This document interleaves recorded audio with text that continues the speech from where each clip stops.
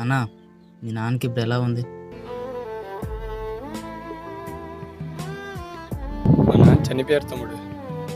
అయితే నువ్వు ఇప్పుడు ఒంటరిగానే ఉంటున్నావా? చూడు తమ్ముడు, మన మిత్రతలు ఎప్పుడు ఒంటరి కాదు. మనకి ఎప్పుడు బాధలు బాధ్యతలు తోడుగా ఉంటాయి. అవునన్నా. చూడు తమ్ముడు, నీకు ఒకటి చెప్తే గుర్తుపెట్టుకో.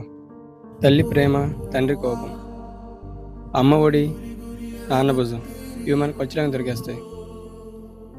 వాళ్ళు ఉండగా వాళ్ళ విలువ మనకు తెలియదు. వాళ్ళు పోయినాక తెలిసిన ఉపయోగం లేదు.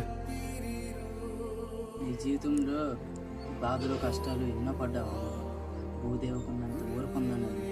భూదేవి కూడా ఈ రోజుల్లో మాట్లాడితే, నేటి రోజుల్లో పాతికెళ్ళిన ఒక మగాడు తన దగ్గర మింగుకునే బాధలు బాధ్యతలు కన్నీళ్ళ బరువుతో పోలిస్తే నేను మోసే బరువు ఎంత అనుకుంటున్నాను.